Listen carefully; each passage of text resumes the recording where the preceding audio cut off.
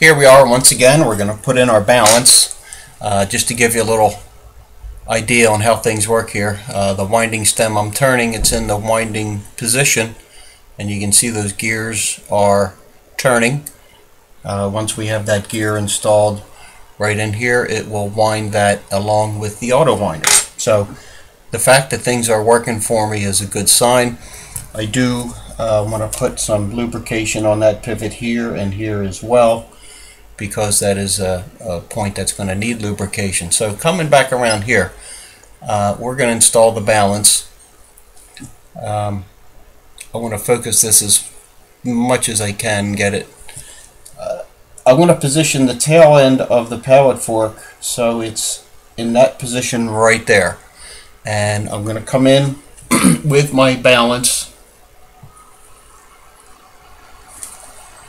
It's more of a visual, so you can see exactly what's going on. Here's my balance, and I'm going to put it in, let's see, position that in there. I'm going to look underneath to make sure the staff is through the jewel.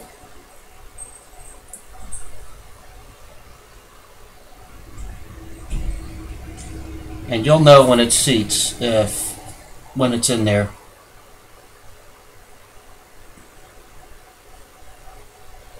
Come on.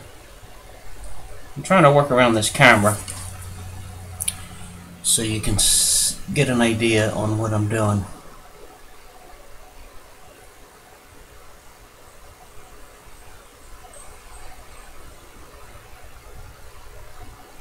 Come on.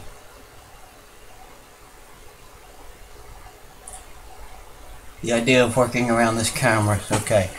It's in the board. Now I'm going to rotate the movement. Holder. I'm going to come around here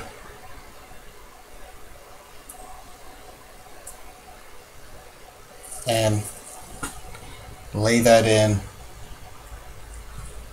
and as soon as you seat it, it should start ticking.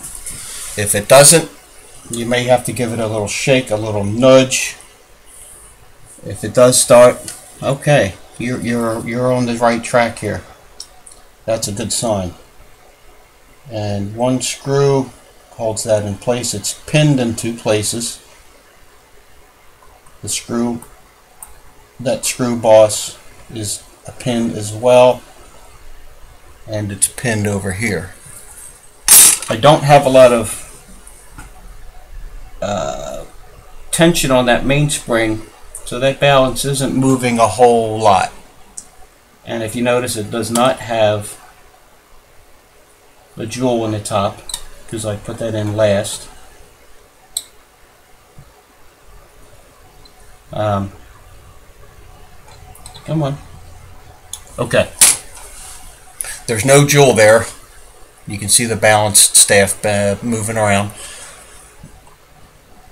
A lot of people will say, well, that's not good to have a shaft rotating without a jewel. It's sitting in there banging around. Well, it's not going to be long. It's only going to be a few seconds, because we're going to install that top jewel. In that last video, I showed you what we did, and it's just a repeat of that again. That stone, that's the capstone, that is the convex side. We're going to turn that over. There is the flat side. We're going to get our other part of the jewel. Put that next to it.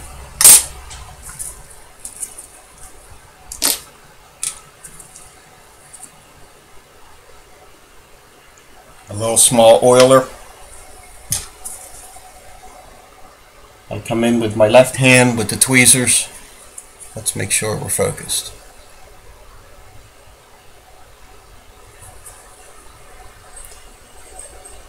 Hold the jewel.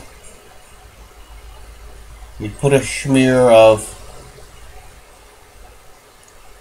oil right in the middle, although I don't think I had enough on the oiler.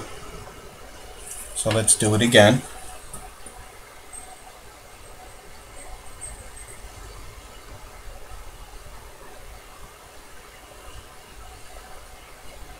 There we have it.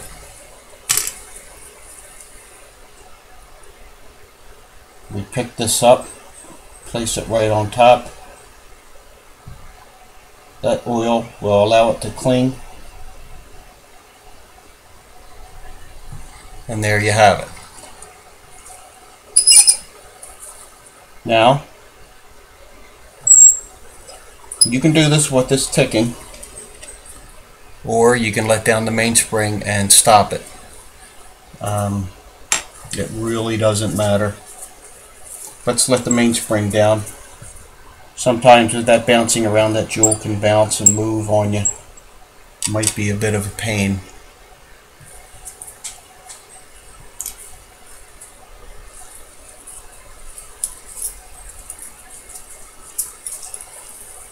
So let's come in here with a screwdriver. Tighten everything up. I'm going to unseat that spring, grab a hold of the spring, and slowly let that down.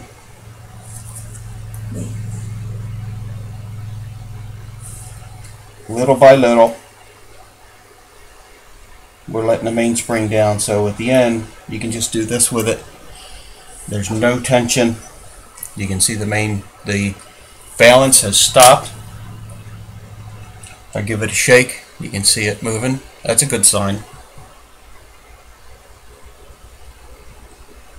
Take our jewel, drop it in, give it a shake. It's still running, we're still working.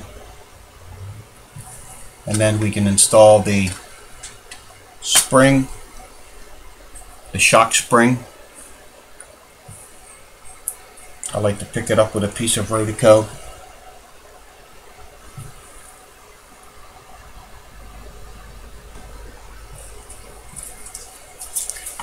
Let's get it in the shot here. I'm going to pull back.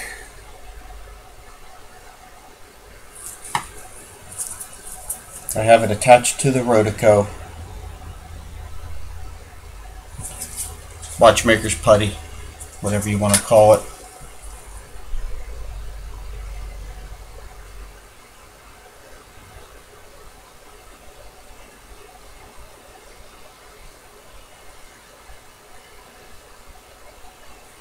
And there it is, centered.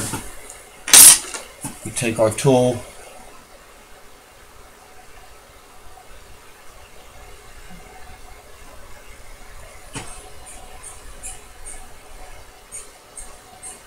that didn't work so good. Okay.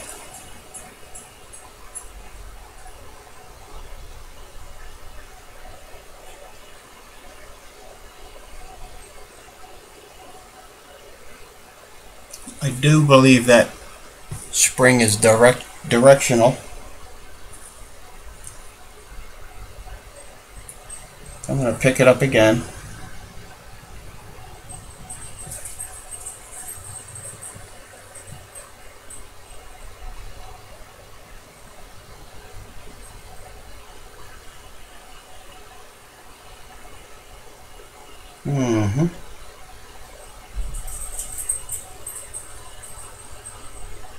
Oh boy, these can be a little tricky,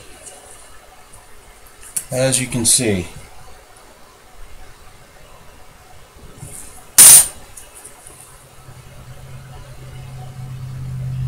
I'm not a big fan of this type of shock spring. Something more in the line of an Inca block is more desirable because it is just painfully simple.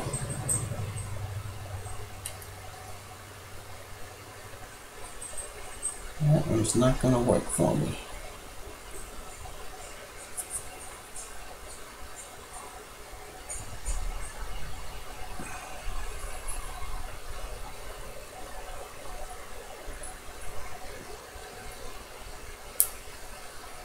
Come on.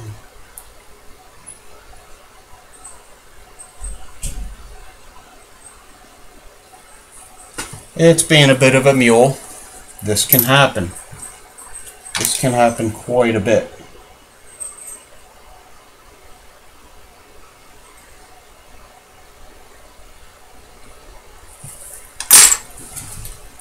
This is the tool that I made the other day. Okay, there we go.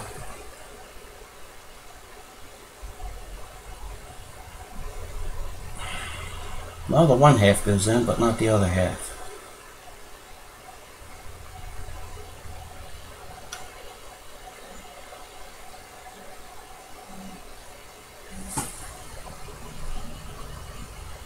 It's almost in.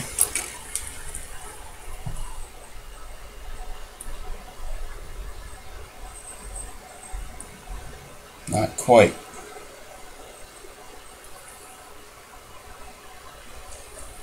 So, we're running into 11 minutes on this. I'm going to take, I think my problem is working around this camera, but you get the idea on how that works.